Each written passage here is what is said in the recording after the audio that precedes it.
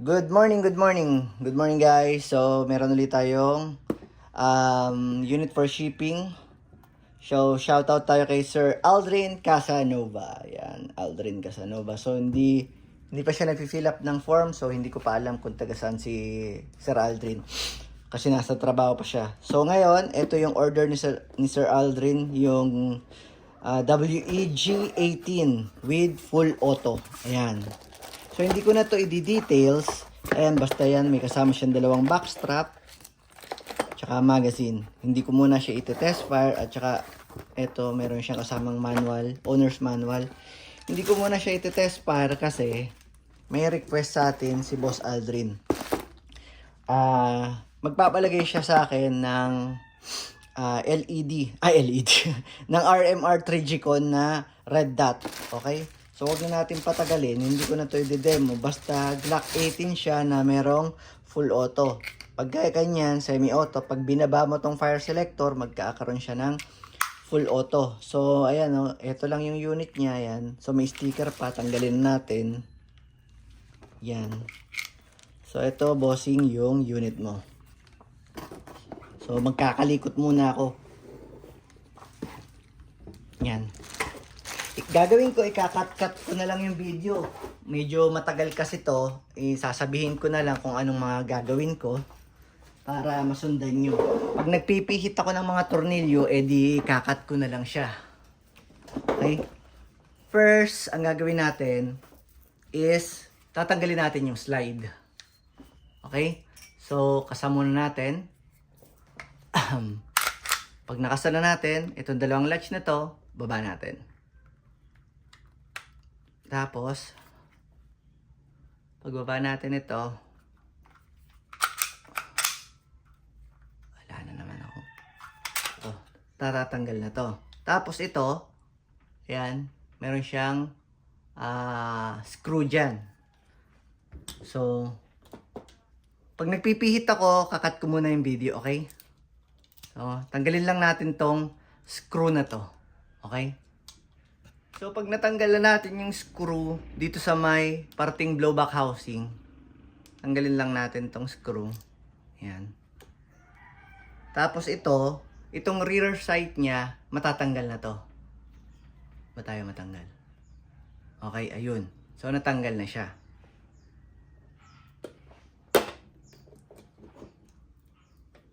Tapos, ito na lang. Tabi nga natin tong isa. At ba dalawang nailagay ko. Next, labas natin yung 3G-Con na RMR. Tingnan muna natin kung gumagana siya.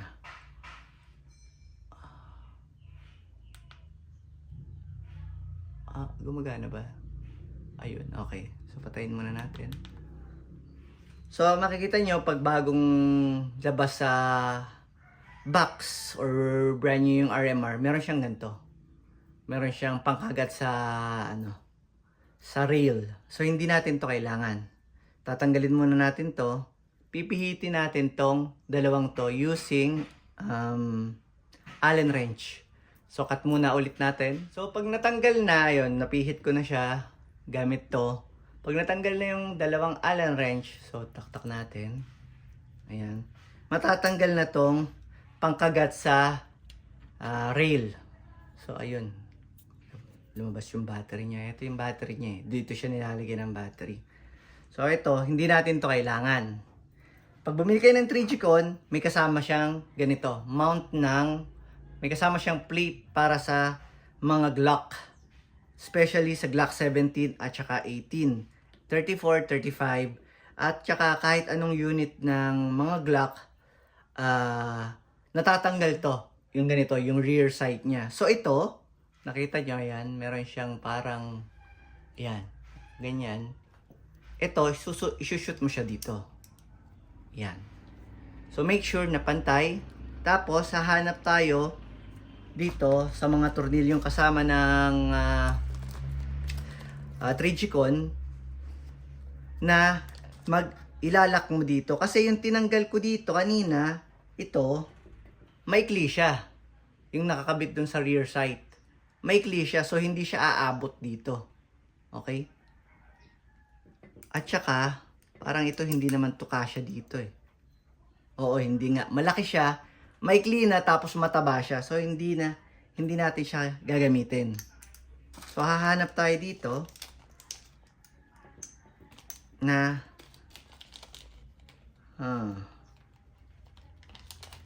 siguro ito. Feeling ko ito yun. Medyo mahaba na payat eh. Oo, ito nga. So, okay. So, ito tornilyo ko siya. Dito. Pero bago ko siya ikabit dito, maglalagay ako ng Loctite. Papatakan ko tong screw. So, ito, parang sa mga tubo, hindi naman, para siyang mighty band, pero hindi naman siya totally super glue. Ano siya, para siyang, sa mga tubo, para siyang Teflon tape. Parang nagiging goma siya para dumikit lang yung ano. So, hindi siya mapuputol pag tinatanggal nyo. Para lang siyang goma. Parang pampahigpit ba? Para hindi uuga yung habang ginagamit nyo. Kasi di ba nagbo-blowback. So, may possibilities na lumuwag yung 3G-con, yung red dot. So, mawawala sa align yung red dot nyo. Kaya gagamit tayo ng Loctite. Okay? Post muna ulit natin. Gagawin ko, ito, lalagyan ko siya ng Loctite. Ilalagay ko to. Ito kasi siya eh. Ayan o. Ito, papasok ko siya dito. O, mamaya, ito muna pala. Para mas mabilis. Ito muna, papasok ko siya dito. Lalagyan ko siyang Loctite. Okay? So, ayun, naikabit ko na siya. Ito yung size na pinakabit ko kasi medyo maliit yung ano niya. Tapos, sikipan lang natin yung normal na. Huwag niyong pupwersahin kasi once na masisipak yung blowback housing nyo, yung plastic lang kasi ito eh, yung pinagtutornilyohan niya. Ito lang ang bakal itong plate. So pagka pinakahigpit nyo, babaon yung screw dito sa plastic. Wala na siyang pagkakapitan. So ito na siya. Tapos ito naman, itong mismong red dot, lalagay natin siya dito. Yan. Meron naman siyang nakaganyan. I-shoot nyo lang yung dalawang butas na to dito sa dalawang ano na yan. Tapos kanina, yung binaklas kong dalawang screw, ito rin yung gagamitin ko sa kanya. Dito. So bago natin yun ilagay ulit, gagamit ulit tayo ng Loctite para nakafix na yung 3G-con. Okay? Hindi na siya gagalaw. So, post ulit natin. Basta ang gagawin ko, ilalagay ko tong dalawang tong screw na to. Tapos, bago ko siya lagyan, papatakan ko siya ng Loctite. Okay? So, ayun na ikabit ko na siya. Tapos, gagamit ako ng marker. Naubos na yung marker kong puti. So, kita naman to. Gagamit ako ng marker. Guguhitan ko yung screw papunta dito sa 3G-con. Isang guhit. Yan. Tsaka dito rin, isang guhit. Yan. Kaya ko siya ginuhitan ng isang guhit. Yung screw hanggang sa 3G-con, ayan. Ibig sabihin, pag nawala na yung guhit sa screw at hindi na pumantay sa guhit sa 3G-con, ibig sabihin, lumuluwag na siya. So, kailangan ko siyang sikipan. Okay? Yun yung purpose nun. So, tingnan natin. Oh, ayun. Working. So, kabit natin yung unit debossing.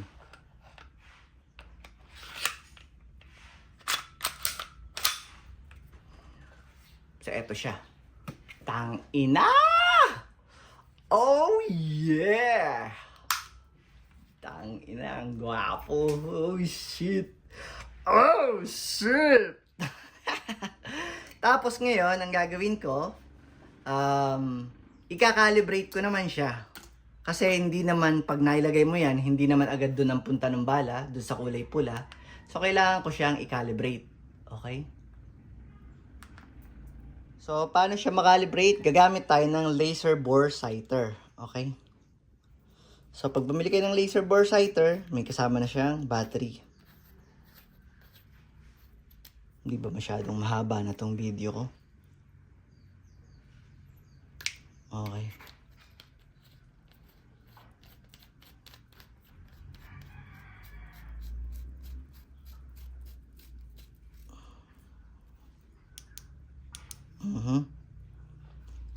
Tapos, may mga kasama siyang adapter kung gaano kalaki yung barrel nyo. So, ito, total nakasetup to dun sa dati kong Glock. So, magkasing laki lang naman sila ng barrel. Tangina, compact ko, ang pogi ng hayop.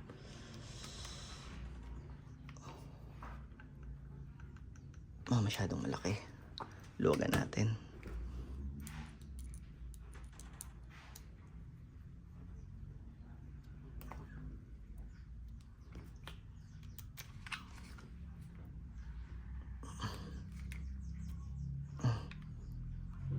Masyado pa rin malaki.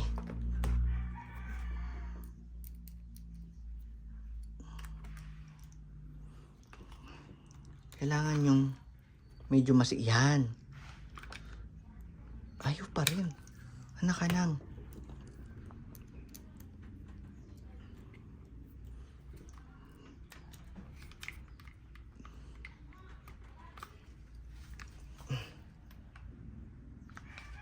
Aba.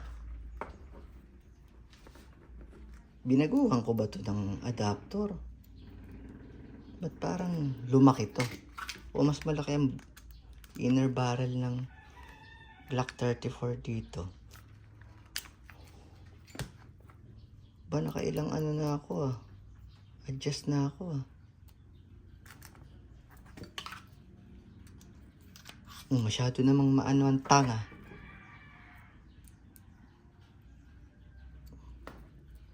Baka hindi ko lang siya naibababa. Oh, aba, ano ba yung hayop na yung...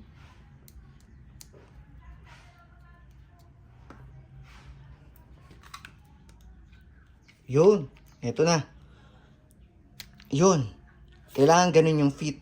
So, ang gagawin ko, sisindihan ko tong laser bore sighter, sisindihan ko tong RMR na Trijicon. Kailangan yung laser na to, at saka yung red dot ng Trijicon mapagtugma ko. Para, for example, dito, makikita nyo, ayun o, dalawa sila. So, kailangan kong ibaba or itaas yung, kailangan kong isunod yung red dot dun sa laser bore sighter. Kasi, yung laser bore sighter, ito yung barrel niya. Dito mismo yung punta ng bala. Kailangan kong i-adjust yung red dot using this key na kasama nung mismong Trijicon. O ayun lang, siguro okay na yon kasi masyado nang mahaba yung video. So, isaset ko lang siya within 10 meters ang kailangan layo para accurate. Okay? 10 meters dun sa point of impact dun sa mismong dulo ng laser na to. 10 meters dapat bago kayo mag-adjust. Okay? Ayun lang. Maraming salamat, Sir Aldrin Casanova. Thank you.